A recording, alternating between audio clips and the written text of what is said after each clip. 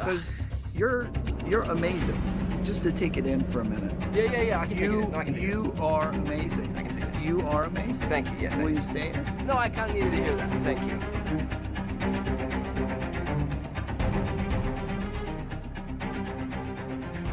All right, welcome back to Did They Game It? Once again, I'm Michael, your useless information consigliere, and today I'll be talking about The Amazing Spider-Man on the Wii U. Now let's swing back to 2013, where people had the opportunity to imagine, if they possibly could, dragons. Or they could get dating advice from Robin Thicke by listening to his song Blurred Lines. I wouldn't advise it for legal reasons, but they could if they wanted to. And where was I, you might ask? Well, I was probably at school drunk in a physics class. Now, I should explain that. So, I signed up for an acting class to deal with a bit of anxiety that I had, but then when I got to the acting class, the anxiety kicked in. So, I thought I'll drink a little bit to take care of that. But the scheduling conflict became a real issue because then after that class, I have to go to physics, and probably not the best class to be drunk in. But friend of the show, Monty was in that class, and I always got to copy his homework. But the class gave you 3 tests, and I aced every test, so I ended up getting an A in the class. I don't really know how that works, but it seemed like I could somehow retain the information long enough to take the test. Today, I don't remember anything about physics.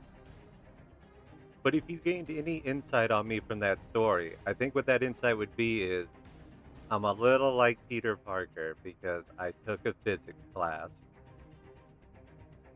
Well, yeah, that's what I was talking about. So, The Amazing Spider Man came out on the Wii U in 2013, and it had already been released the year prior on the PlayStation 3, the Xbox 360, and the Wii. But this one came out with all the downloadable content on the disc, and that's the main reason I bought it in this form. So I don't think I can get all the other stuff anymore. And this is the first game I've covered on the Wii U, and I'll just take this opportunity to say I like the Wii U. I purchased it like in 2021, I think for about 300 bucks with like 10 games and a bunch of games downloaded on it.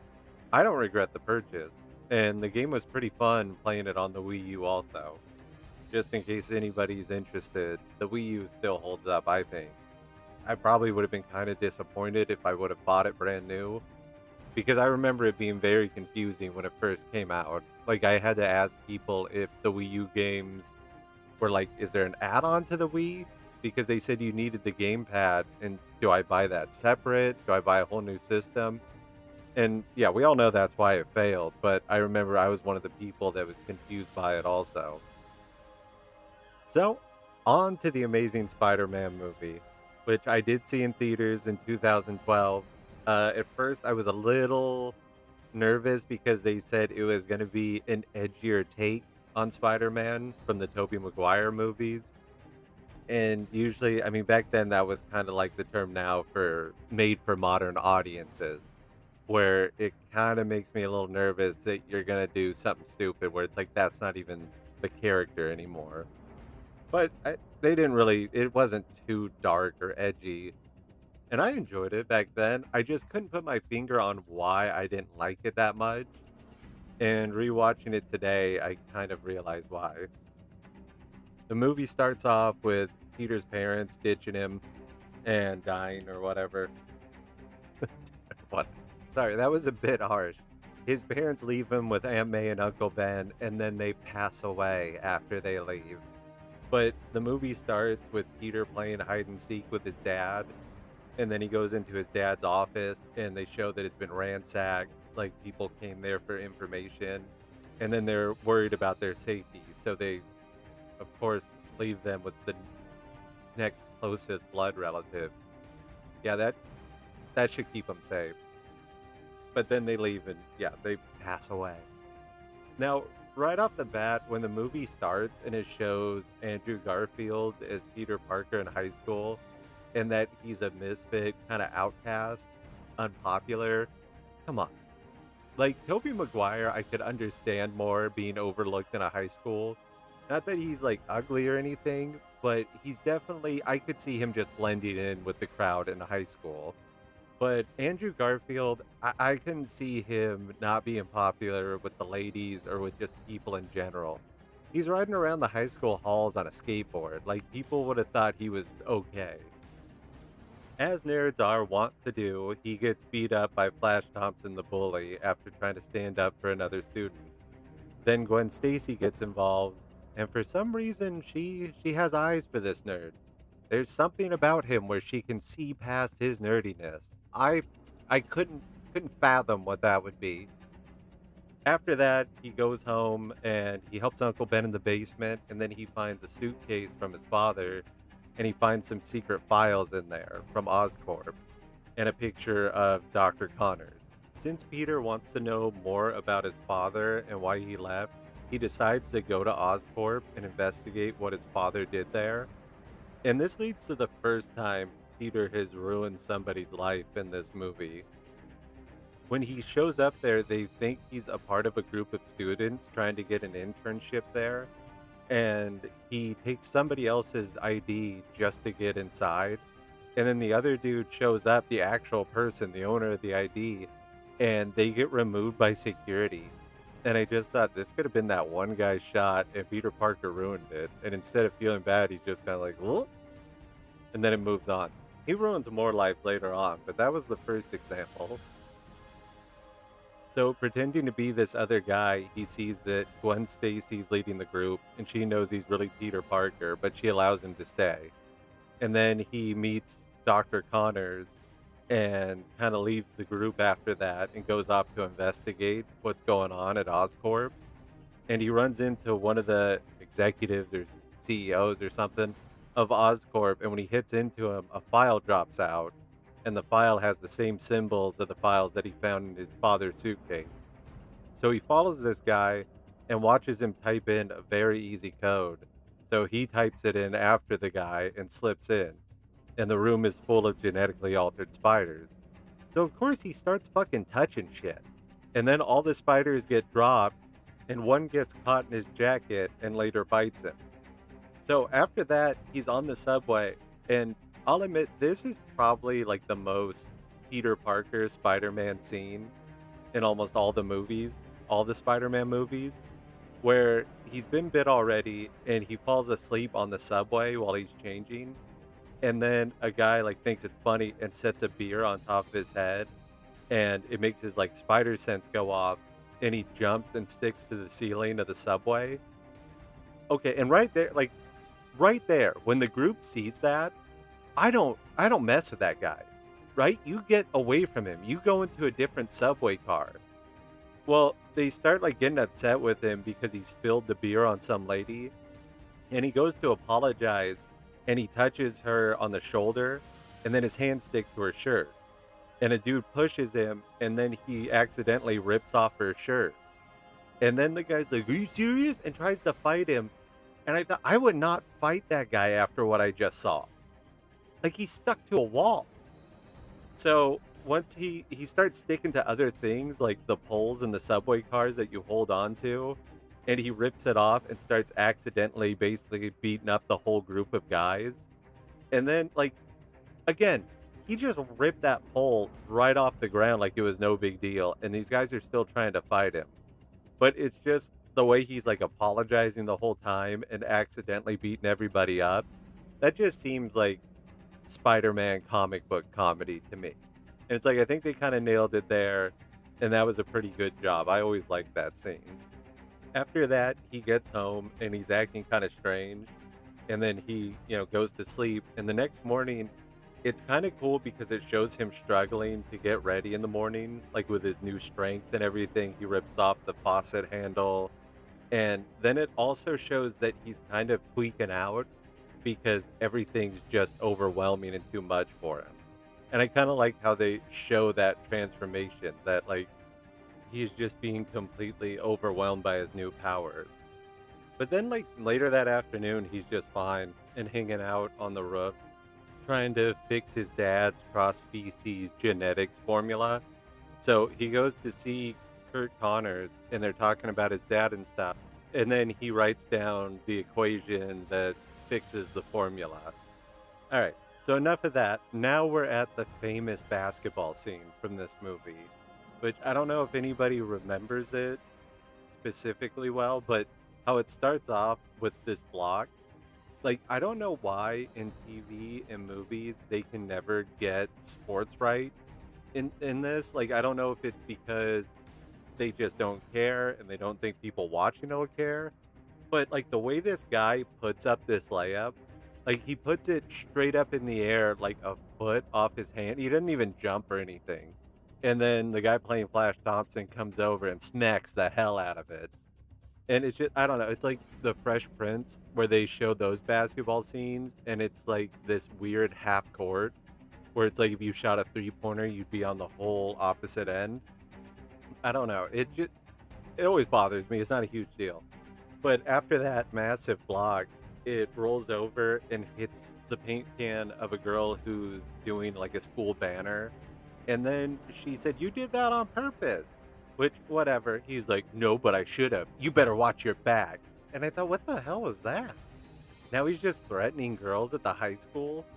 And then he blocks another shot, and Peter goes to help the girl with the paint can. And he catches it without looking, and people are impressed. And then he starts messing with Flash Thompson, like not giving him the ball. And then so here's another example of where he totally gives away his secret identity. And he does this multiple times throughout the movie, which is one of my biggest peeves about this, about most Spider-Man incarnations now. Like they always just show people who they are constantly. Like what's even the point of the mask? Besides like Tobey Maguire's Spider-Man, he didn't really show off who he was like these two. By these two, I mean Andrew Garfield and Tom Holland. So after he fucks with Flash for a little bit, he runs and dunks the ball, and he has his body completely vertical with the rim. So he's over 10 feet in the air, and he takes off from like the high school 3-point line and dunks it and shatters the backboard. And I just thought, like, once Spider Man shows up in the news and stuff, I would immediately be thinking about that guy at my high school who jumped higher than any human being in history and be like, hey, I think that might be him. Since he shattered that backboard and picked on Flash Thompson, Uncle Ben gets called down to the school, and then he thinks Peter's kind of being a shithead and a bully, so he gives him a lecture and tells him to pick up his Aunt May, and he doesn't. And then they have a skateboarding montage where he's kind of showing off some visibilities. And then he goes and helps Kurt Connors, and they fix the formula. So everything's good now, right? Wrong. He left Aunt May. He didn't pick her up from work. So she had to walk home by herself. And Ben's pissed. And he starts telling Peter about responsibility. You know the line. But this time he doesn't say with great power comes great responsibility. He just says you have a duty or a responsibility to help people. And then Peter gives a speech about how his dad's not there, so he's not responsible. It's like, oh. And then Peter leaves and he slams the door and breaks the glass. And then Ben goes after him. And spoiler alert, you guys, but Uncle Ben fucking dies. So Peter goes into a convenience store to get some milk. He doesn't have enough money for the milk. The guy at the counter is being mean to him about the milk. And then the guy behind him robs the place and tosses Peter the milk. So Peter gets his milk. And that was the main point of this, right? Spider-Man gets his milk, the end.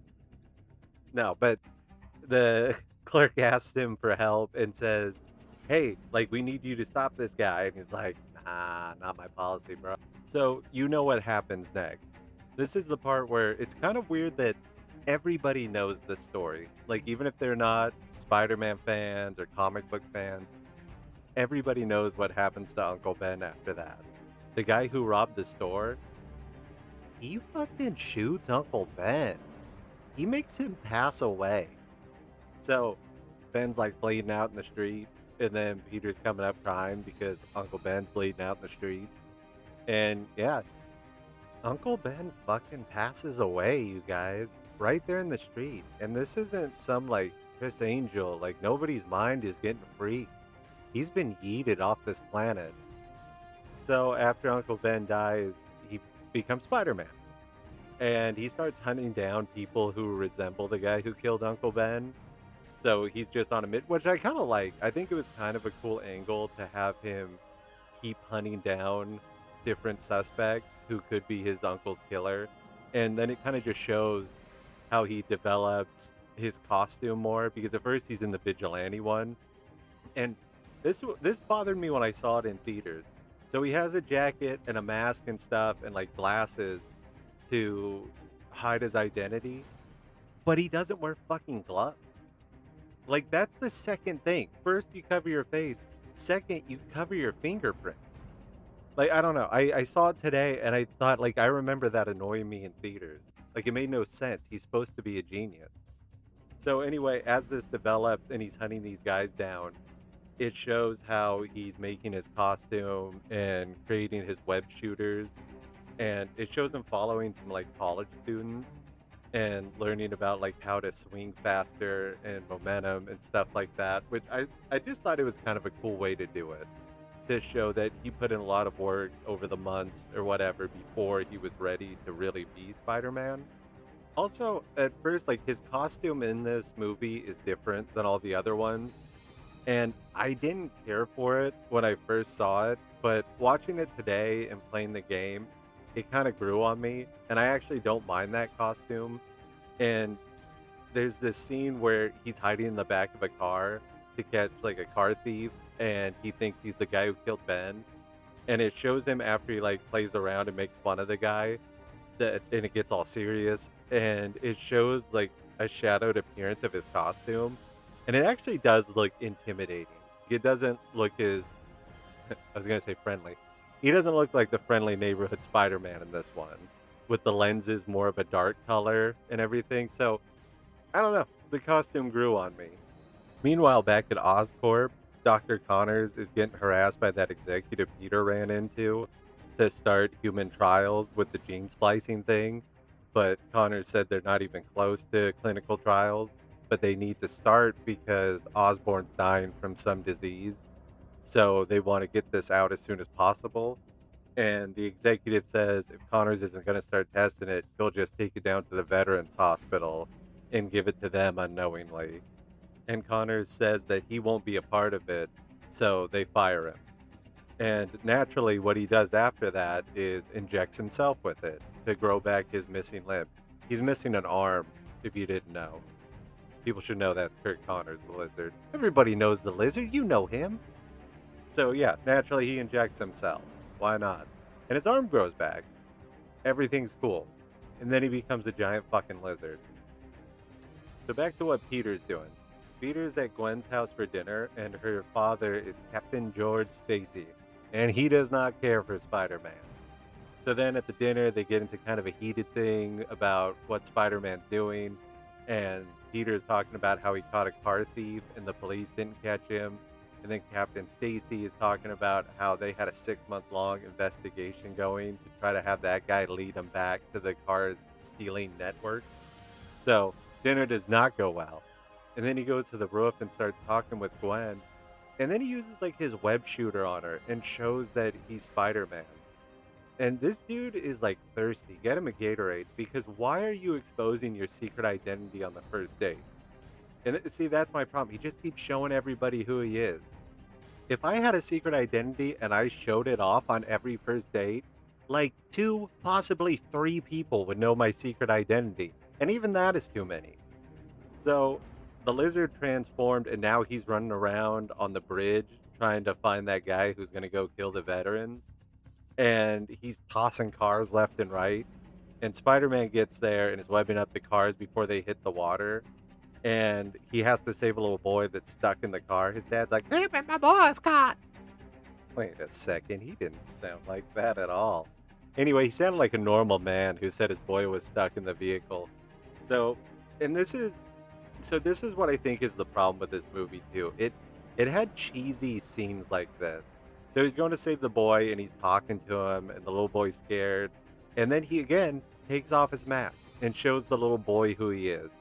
Which, yeah, I know the boy probably couldn't give a great description to a sketch artist, But it's like there's other people on that bridge who might see your face when you pull off your mask. I know you're doing it to like get a little boy from stop being so scared and to get him to climb up. But whatever, it's irresponsible on his part. Just carry an extra mask then that you give to the kids to help them out. So the kid's slowly climbing up, and then like the car starts to fall, and Peter has to grab it, the bumper and the web to hold it all up. And the kid has to climb, and he tells him, "Put on the mask, like you're brave." And the kid starts climbing up, and then the car gets away from him because the bumper comes off. But I want to know what kind of car that is. That bumper held on for a while, and it was just the plastic part he was grabbing onto. Hmm. So anyway, he saves the kid, and at that point, he really wants to be a hero and not just like a vigilante trying to find his uncle's killer. And also, he wants to go fight that lizard that nobody seems to care about. Because the next day on the news, Gwen Stacy's dad is just talking about how they need to catch the dude in tights and not the giant fucking lizard that was throwing vehicles. And then he gets all upset seeing that, and he storms out of the kitchen. And then Aunt May's there, and she like kind of pieces it together that wow, he's getting really emotional over the Spider-Man thing. Wonder if he's Spider-Man. And that's the thing. He giving away his identity by pulling off his mask and having a little temper tantrum. So here's another block of cheese for you. He's telling Gwen about the spider that bit him on the bleachers at school, and the football team's out there practicing, and they throw like an errant pass, and he catches it without looking and throws the football back, and it hits a goalpost and bends it. And then everybody just turns, they're like, "Whoa, what the heck?" And dude, you just saw what Spider-Man did. Everybody's talking about Spider-Man. I would immediately be like, I think that guy's Spider-Man. Like, he's doing weird shit. He can jump over 10 feet in the air. He can throw a football that bent a goalpost. Which, wouldn't the football pop before the goalpost bent? Like I said, I don't remember anything from that physics class, but I'm pretty sure the football would pop. That's what would make sense. But I know for a fact people would piece together that that dude's Spider-Man. Anyway, he's gonna go hunt the lizard, but he sees in the front of the Daily Bugle that they'll pay for proof of the lizard. Cha-ching, that's easy money, right? So he goes into the sewers to get a picture of the lizard, and I guess capture him if need be. But the lizard kind of gets the drop on him, and they get into a big fight, and his camera gets left behind. Also, I like the way he set this up because he shot strands of web down all the tunnels and kind of like just hung out on it and laid on it just to feel the vibration like a real spider. So I kind of like how they were throwing that in too, that he was actually using spider tactics. But anyway, kind of gets his ass kicked by the lizard, and then the lizard pops back up and the camera goes off. He grabs the camera and it has Peter's name on it. It says property of Peter Parker on the camera. Peter Parker's supposed to be a genius, and you're telling me he uses his camera that says his name on it when he's hunting a giant lizard? Well, I don't know, man. So his identity gets revealed again. The next day, the lizard shows up at Peter's high school to kill him, and they get into a fight. And again, he uses spider-like tactics. Like, he grabs onto the lizard and, like, crawls around him, webbing him up slowly, which I thought was pretty cool. Like, I like the way they had Spider-Man fight in this movie. While they're fighting through the school and getting thrown through stuff, of course, you get a Stan Lee cameo. He's just a librarian. Then the lizard runs off into the sewers again, and Peter goes after him. He finds his underground lair and watches a video of Connors talking about how he'll help the whole human race by releasing an airborne toxin using a machine at Oscorp that'll turn everybody into lizards. So we're heading back to Oscorp. But first, Peter tells Gwen to synthesize an antidote so they can release it and help people. And the police department, do you think they're concerned with the giant lizard that's killing people and throwing vehicles? No, they're worried about the guy in silly tights. So they're basically going after him and the lizard at the same time. They find the lizard and they open fire on him. They think he's dead, but he's not dead. He's a lizard. And he releases the toxin and starts turning some of the police into lizard men.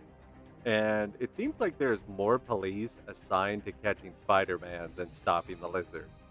and they end up shooting Spider-Man out of the sky, like, shocking him basically, and he goes on the ground, they go to take his mask off, and then he starts fighting off the cops, and Gwen's dad gets the drop on him, and of course, he shows him his identity and just tells him that Gwen's at Oscorp, they gotta get there, the Lizard's going there, and they're cool now. So Peter has to try to get to Oscorp, and when he goes to swing off, one of the police officers shoots him in the leg. So now he's injured trying to make it there, and he's having a hard time crawling and swinging there. And then the guy from earlier, the one who was like, "You gotta get my son, my son's in there." Yeah, that guy. Well, now he sounds different because now he's a crane operator, and he's like, "Hey, you know that guy that operates this crane?" And then they're like, "Yeah, we know that guy." He's like, "Yeah, we'll get him on the phone. We're working overtime." And then they all come together to like move the crane so Spider-Man can swing easier to Oscorp. And this is more cheese because it's like you're not going to get everybody to operate that way and all be on the same team. Because you're going to have somebody who's going to be like, "Oh, I can hate Spider-Man. I'm not doing that. I'm not risking my job." And then it like doesn't work. I don't know. It's like when all the Russians root for Rocky at the end of Rocky 4. I just don't buy it. That's not how it would go down. But anyway, in this reality, I guess that's how it went down.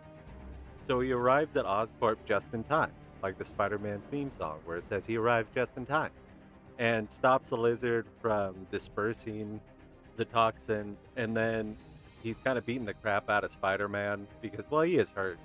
Captain Stacy distracts the lizard long enough for Peter to disperse the antidote. Antidote. Fuck me. I'm not some fucking idiot. I can say antidote. And for it to get shot into the sky and cure everybody. But Captain George Stacy, guys, he dies. So his soul gets yeeted off this earth by the lizard. And then the building starts to collapse, or at least part of it starts to collapse. And Spider-Man's falling to his death. And then the lizard grabs him at the last second with his new arm. Then his arm starts to come off. And then he grabs him with his real arm. I guess it's that thing to show that he's not a monster. The monster died with the lizard. It's a real Dr. Jekyll and Mr. Hyde situation. So Peter goes to check on Captain Stacy, and with his last breath, he's telling him that the city needs Spider-Man, but he's going to make a lot of enemies, and that he needs to stay away from Gwen to keep her safe, and has him promise that he'll stay away from Gwen. And Peter's like, "Yeah, you're not going to tell a dying man, nah, I don't think so, or we'll talk about it." There's not going to be a later to talk about it. So he dies. And then he's kind of avoiding Gwen to keep her safe. So one day in class, a teacher says, "Don't make promises that you can't keep," to Peter. And then he sits behind Gwen and he goes, "Those are the best kind." And Gwen smiles about it. Your dad just died. And for Peter, it's like, you got him killed. Those are those inadvertent deaths. It's like, so him fixing that formula, he got Kurt Connors turned into the lizard. The lizard killed people. Also, you gave people a bunch of mental problems, probably because they were turned into lizards for a little bit. I'm sure that's not just something you shake off. You got Captain Stacy killed, and you ruined that one guy's life who was just trying to get an internship. And that's basically the end of the movie. Now you don't have to see it because, the way I described it is like watching it, I'm sure. The movie itself, I don't think is that bad rewatching it. I like it better than 2 out of 3 of the Tom Holland movies. It just really is the cheese. The cheese is what took me out of it for that one. Too many cheesy scenes. Also, it seems like Peter kind of ruined some people's lives in this movie. I would give the movie 6 out of 8 spider legs. On to The Amazing Spider-Man for the Wii U. Right away, I played the DLC of Stan Lee. It is a good way to kind of get used to the controls and do a little side mission. You just have to collect comic books or comic book pages as Stan Lee to complete the book you're writing. And yeah, that was just a good way to warm up. Once I started the story mode, I first noticed that there were a lot of weird lines in the middle of my screen as I was trying to play. And I thought maybe it was the disc or the Wii U. I looked online and started watching some YouTube videos of people playing it, and I saw the lines there too.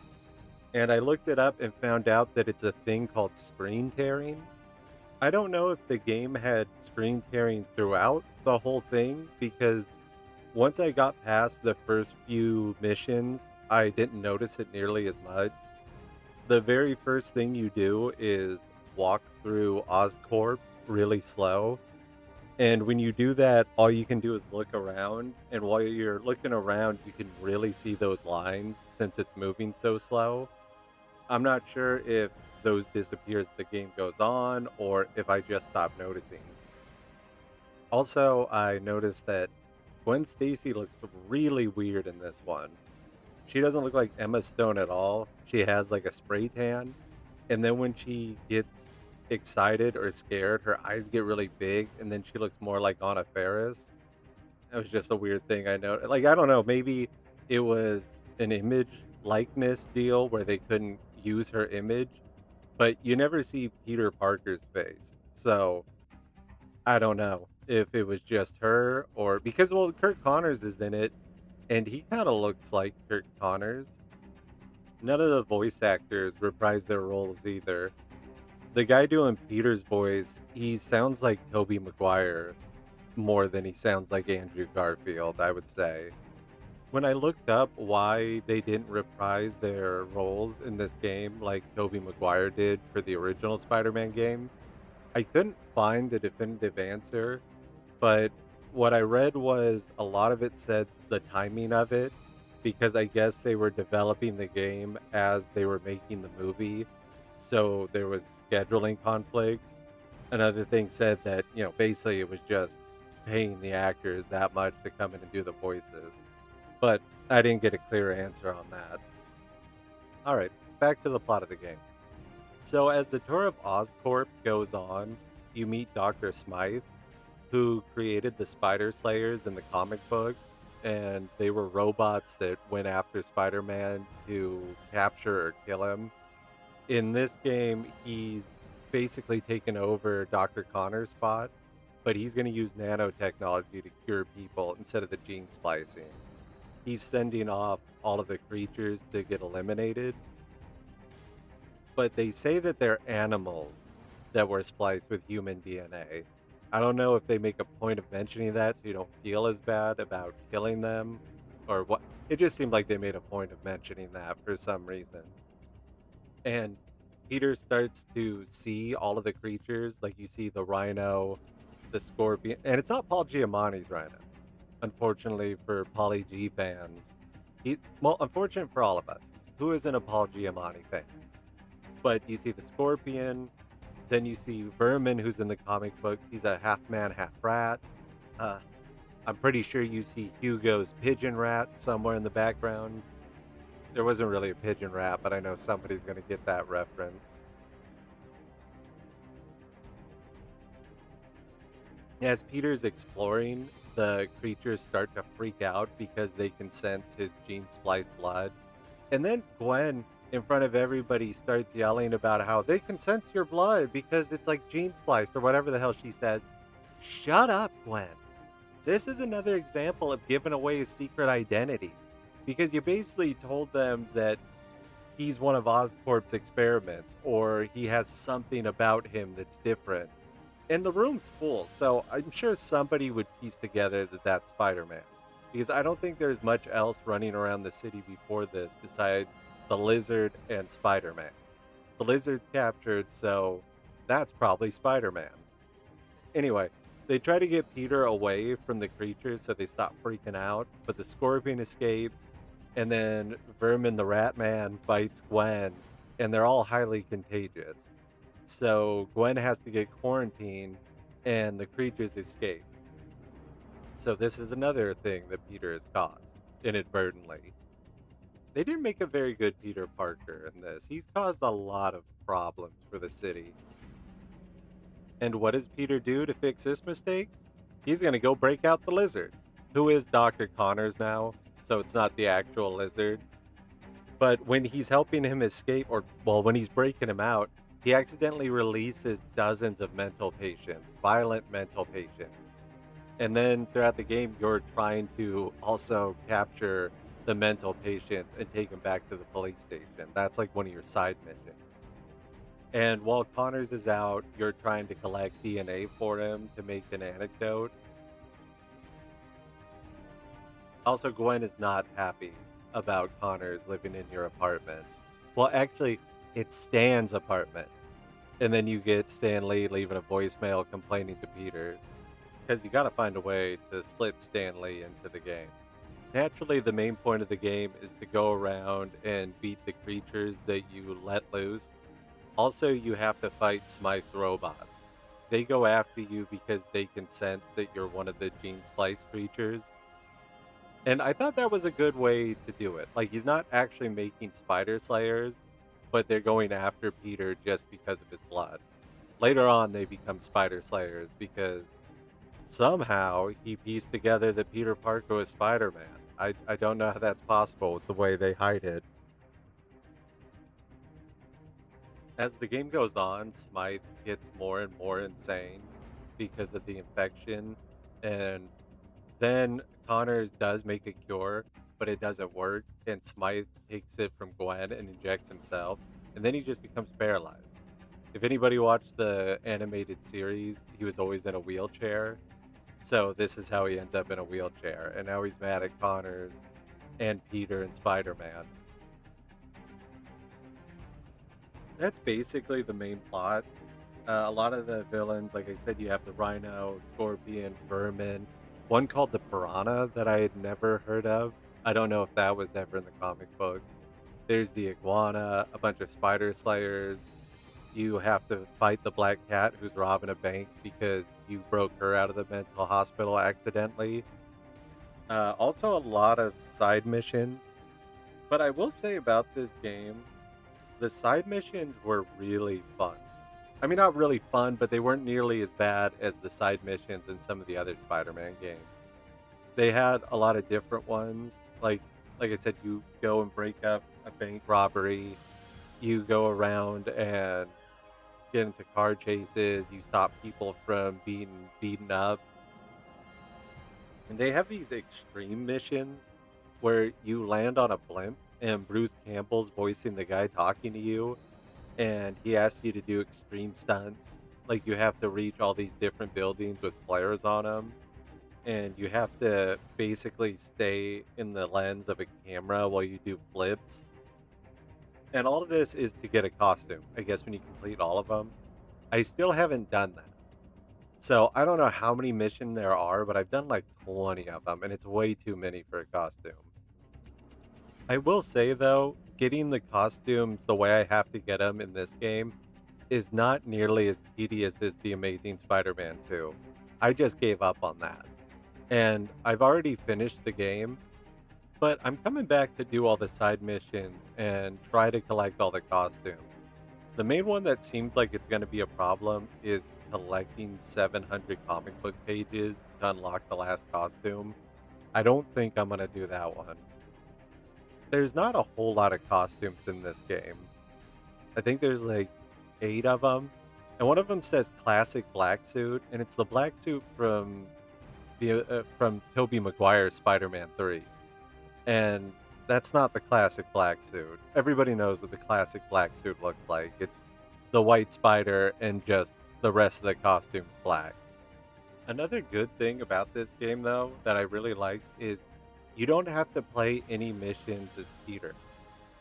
Actually, towards the end, he gets injected by Smythe with this nanotech cocktail that neutralizes all of his powers and is slowly killing him. So you do have to play one mission without your powers. So basically, you're Peter Parker in that one. But that's it. Like the other games, there's a lot where you have to do these dumb side missions with no action. And once you escape, you come out of the sewers, and the city is falling apart because basically everybody's infected, and the lizard and Gwen are hidden underground in his old lair. You go there, and then you're passing out because you're dying, and Dr. Connors decides the only solution is to become the lizard so he can go fight the robots and spread the cure. He injects himself, Peter basically dies and Gwen hits him with the defibrillator, and that's how you find out it basically fucks up the nanobots. I don't know, seems pretty easy. So you get yourself electrocuted on purpose and you get your powers back, and then naturally the lizard starts acting like the lizard, so you have to fight with him and Smythe and his robots. You beat Smythe, you send him away to jail. Now you got to take care of the lizard. You fight the lizard, you get the cure, you spread it throughout the city. It's all good. Oh, the ending though.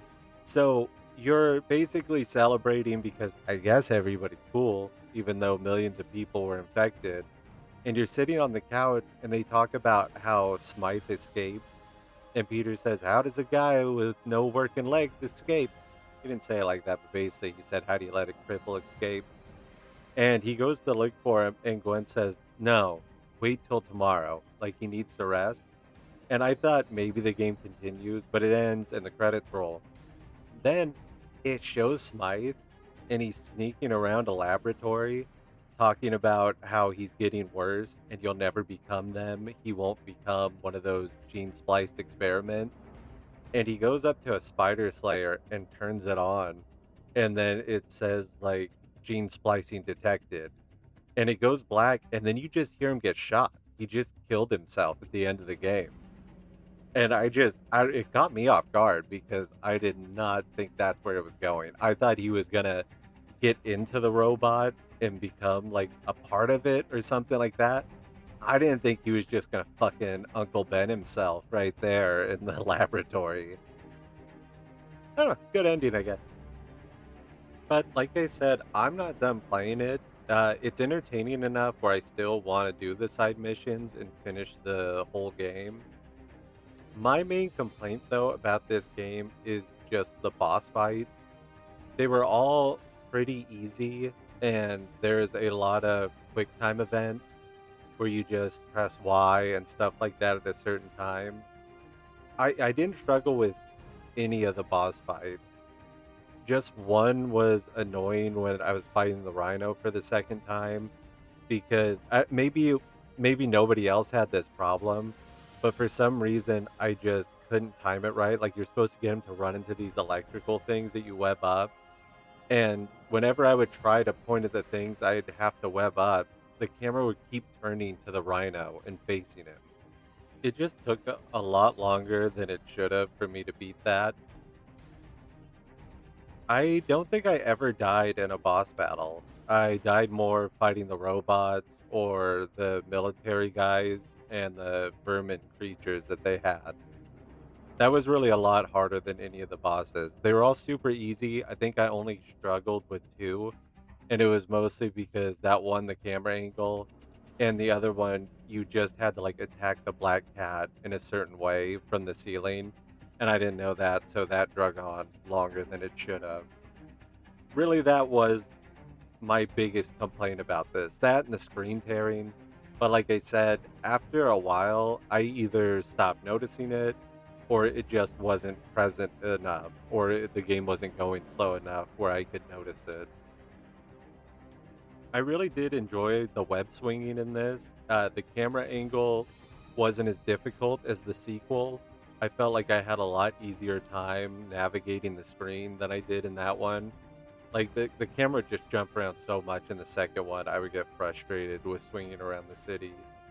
I really like the story in this one too, because it's just cool to get some side characters that you don't ever really see, like the Spider Slayers and Vermin and the Iguana. So that was just nice. Like I said, I think this storyline would have been better than the Amazing Spider-Man 2 movie storyline. Oh, I forgot another dumbass thing Gwen did during the game, but they're on like a Zoom call and the background has scientists and stuff in the room with her because she's in quarantine. And she calls him Pete while he's wearing his Spider-Man costume. Like, I don't know if the developers just don't care or what, but I don't know. That just annoyed me. And I wish somebody would just speak up in the developer room or whoever's doing this and just be like, hey, that doesn't really make sense. Maybe we should do this instead. And now it's time for me to read the back of the box because I have the box and I can read. I'm not some backwater rube you guys can laugh at. I know of letters. I know how to love. Your power, your choices, your playground. I don't really know about choices. I don't remember making choices in this. Spidey returns to Manhattan with free roaming web slinging action. Perform acrobatic attacks and stealth maneuvers with new web rush combat and navigation system. Uncover Peter Parker's untold story in the original epilogue to the film. I don't think I really uncovered anything that was untold. Bonus game content first time available on disc. Stanley Adventure Pack, Rhino Challenge, Lizard Rampage Pack, Oscorp Search and Destroy Pack, Vigilante Suit, and Classic Spider-Man Suit. Overall, this game, I would give it 6 out of 8 legs. I really enjoyed it. I think I paid around $23 for it, complete in box. And I got my $23 worth. I would not have paid for this bonus content on its own, I don't think. It's not really that entertaining. I mean, it's alright, it's fine. But yeah, if I had to pay extra for it, like especially the suits, that's always such a dumb thing to me that they want you to pay extra money for skins. Now that I've bitched about all I'm gonna bitch about, that only leaves one thing to be answered. Did they game it? I think they did. It's a good follow-up. I feel like it fits in the line of the Amazing Spider-Man story. So, yeah, I would say they game it. I guess there's one more unanswered question. I don't know how this slipped past me. Like when it came out, because I loved Spider-Man, so I'm wondering if maybe my PlayStation 3 was broken. Maybe that was the time. Because I had to fix that thing like 3 different times, and I kind of fell out of gaming for a bit. So I'm just wondering if this was one of those times where it was broken, I was out of gaming, so I didn't buy it. It just seems like it'd be something right up my alley. I mean, I bought The Amazing Spider-Man 2, so maybe I didn't know about it. I don't know, that's my problem. You guys don't have to worry about it. Alright, well, I guess that's it. Join me next week when I review Charlie St. Cloud on the Nintendo 64. Until then. What are you? You a cop? Really? You seriously think I'm a cop? Cop in a skin-tight red and blue suit. You know, you've got a mind of the true scholar, sir.